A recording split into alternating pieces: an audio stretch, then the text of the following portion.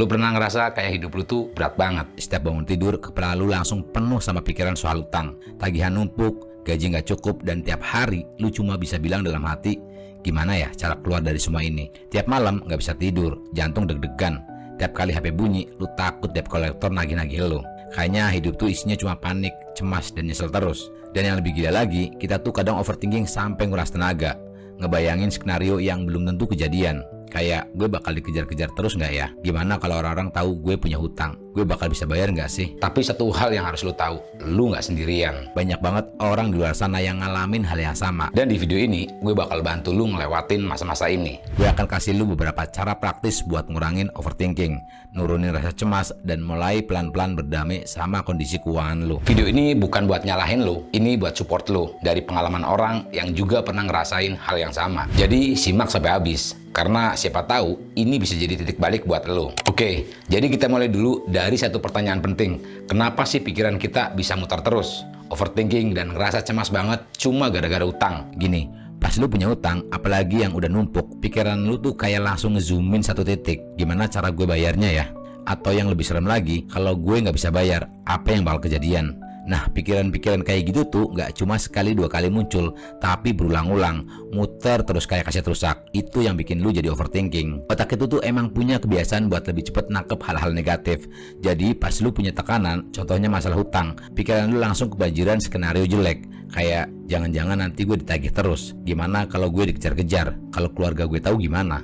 Padahal ya, semua itu belum tentu kejadian. Tapi karena lu udah mikir yang jelek-jelek duluan, tubuh lu langsung auto stres, jantung lu deg-degan, lu susah tidur, bahkan bisa sampai susah makan. Dan yang lebih parah, overthinking ini bikin lu ngerasa kayak lu nggak punya solusi. Padahal sebenarnya ada, cuma lu nggak bisa lihat karena otak lu keburu panik. Belum lagi ada tekanan dari lingkungan. Di masyarakat kita, orang yang punya utang itu kadang langsung dicap jelek. Kayak dibilang gak becus ngatur duit, boros, atau gagal jadi orang dewasa. Itu nambah lagi rasa malu dan cemas yang lu rasain. Jadi bisa lu bayangin kan, kenapa satu masalah utang bisa beranak jadi ribuan kecemasan di kepala.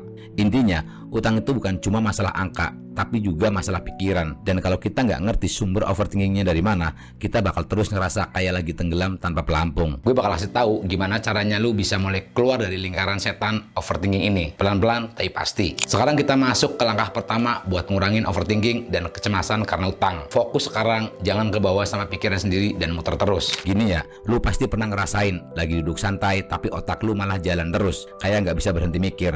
Isinya cuma gimana kalau gue nggak bisa bayar, kalau utang gue makin numpuk gimana, kalau gue ditagih tiap hari, terus gue stres, terus makin ngutang, terus dan seterusnya. Nah, itu yang gue maksud, lu lagi kejebak di kepala sendiri. Lu muter-muter di pikiran yang gak ada ujungnya, dan lu mikir makin panik makin stuck, gak maju-maju. Jadi cara pertama buat ngelawan itu adalah lu harus break the cycle. Potong lingkaran pikiran negatif itu dan mulai fokus ke sekarang, ke hal-hal yang lu bisa lakuin hari ini. Misalnya, lu bisa mulai dari hal simple kayak beberes, nyapu kamar, atau sekedar duduk sambil tarik nafas dalam. Gue serius, 3 menit tarik nafas, sadar sama sekitar, itu bisa bantu lu berhenti mikir yang bukan-bukan. Lu juga bisa mulai nulis daftar utang lu, terus urutin. Jangan mikirin semuanya sekaligus, karena itu bikin otak lu meledak. Fokus ke satu dulu, satu langkah kecil hari ini, itu lebih baik daripada panik mikirin 10 masalah sekaligus tapi nggak ngapa-ngapain. Selain itu, lu bisa coba teknik mindfulness. Coba lihat sekitar lu sekarang, rasain nafas lu, suara kipas angin, cahaya yang masuk dari jendela, bener-bener hadir di momen sekarang. Karena faktanya yang bisa lu kontrol itu cuma hari ini. Masa depan belum kejadian, masa lalu udah lewat. Jadi fokus ke hari ini. Gak usah buru-buru mikir gimana 3 bulan lagi, kalau hari ini aja belum lu atur. Intinya, mulai dari hal kecil, lakukan hal yang lu bisa lakukan hari ini. Karena dari situlah lu bisa bangun rasa tenang dan percaya diri pelan-pelan. Dan tenang aja, nanti gue bakal bahas cara lain yang bisa ngebantu lu makin kuat ngadepin semua ini. Sekarang kita masuk ke cara kedua yang bisa lu lakuin buat ngurangin rasa cemas dan overthinking karena utang, yaitu cerita ke orang yang lu percaya. Gue ngerti ini kedengarannya klise, tapi percaya deh, ini salah satu langkah yang powerful banget. Masalahnya gini, banyak dari kita yang harus nyelesain semuanya sendiri. Padahal makin lu simpan sendiri, makin berat beban yang lu tanggung. Kadang kita takut cerita karena malu, takut orang bilang, lah lu sih kemarin gaya doang, atau udah dikasih tahu masih aja ngutang. Dan komentar kayak gitu tuh emang nyakitin. Tapi bukan berarti lu harus cerita ke semua orang. Ceritalah ke orang yang benar-benar bisa lu percaya. Entah itu sahabat lu, saudara lu, pasangan lu, atau mentor yang udah pernah ngalamin hal serupa.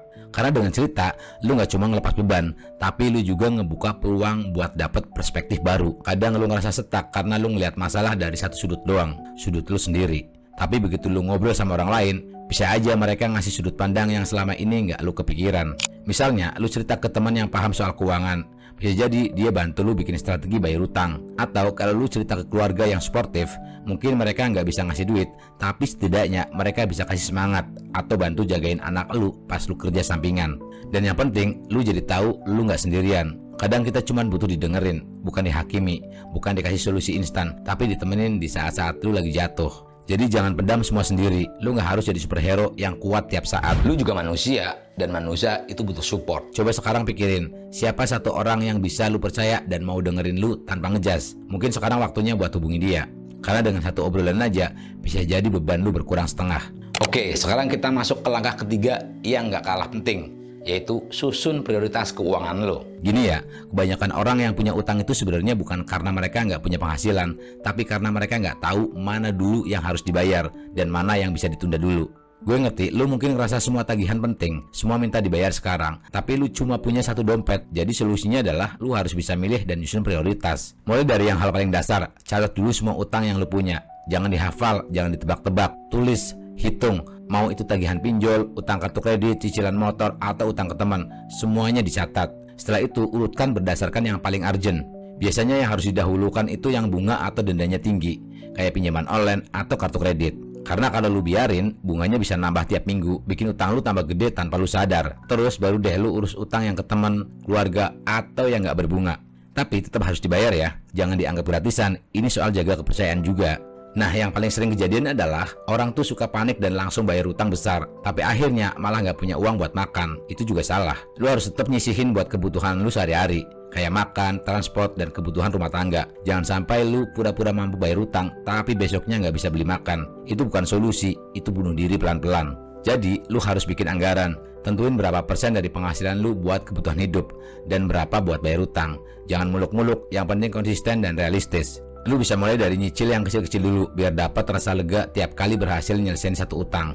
Itu bakal ngebantu nambah kepercayaan diri juga. Intinya jangan asal bayar, tapi susun rencana. Karena kalau lu punya strategi, utang sebesar apapun bisa lu atasi pelan-pelan. Selanjutnya kita bakal kasih cara buat nambah penghasilan lu, biar proses bayar utang lu bisa lebih cepat dan gak terlalu nyiksa. Sekarang kita masuk ke langkah keempat yang bisa bantu lu keluar dari tekanan hutang dan kecemasan, yaitu tambahin pemasukan sekecil apapun. Gue tahu banget lu mungkin mikir, gimana mau nambah penghasilan, kerjaan aja udah nguras tenaga. Tapi percayalah, tambahan pemasukan sekecil apapun bisa ngebantu lu nafas lebih lega. Coba deh lu bayangin, setiap ada pemasukan tambahan 50.000, 100.000, itu bisa jadi penambal buat utang kecil. Atau paling nggak bisa nutup kebutuhan pokok lu.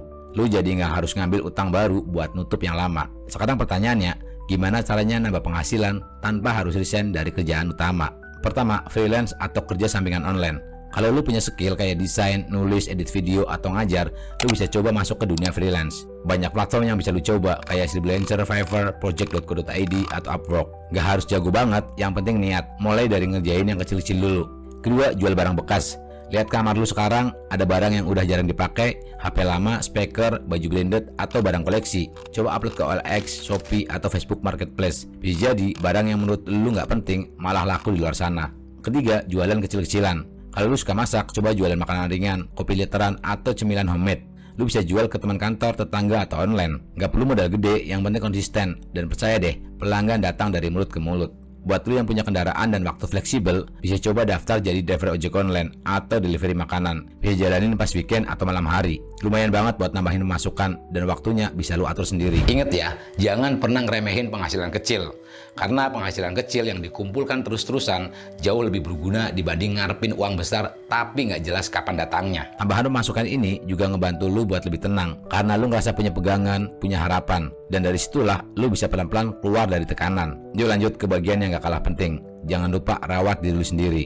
Jadi gini guys, setelah lu dengerin semua tadi, harapan gue semoga lu bisa ngerasa lebih lega, lebih tenang, dan yang paling penting, lu sadar kalau lu gak sendirian. Utang itu emang berat banget, tapi bukan akhir dari segalanya. Masih ada jalan, masih ada harapan, masih ada cara buat lu pelan-pelan keluar dari lingkaran itu. Mulai dari fokus ke sekarang, cerita ke orang yang lu percaya, atur prioritas keuangan, cari penghasilan tambahan, sampai jangan lupa rawat diri lu sendiri. Semuanya bisa lu mulai dari langkah kecil. Lu gak harus langsung sempurna, yang penting lu jalan. Pelan-pelan gak apa-apa, asal lu terus maju. Jangan ngeremehin diri lu sendiri. Lu itu udah hebat karena lu udah nyari solusi. Karena lu masih mau berjuang, dan itu jauh lebih keren daripada orang yang pura-pura gak punya masalah. Gue percaya lu bisa, dan gue yakin banget versi terbaik dari lu. Dan lu lagi proses menuju ke sana. Ingat, hidup itu naik turun, tapi lu gak perlu ngadepin semuanya sendirian. Minta bantuan kalau perlu, ngobrol, cari support, buka diri pelan-pelan. Karena semua orang punya titik terendah, tapi gak semua orang berani bangkit. Dan lu termasuk yang berani. Kalau lu ngerasa video ini ngebantu lu meskipun sedikit, bantu juga orang lain dengan like, share, dan subscribe. Biar makin banyak orang sadar kalau hidup tuh gak harus dilawan sendirian. Sampai ketemu di video selanjutnya.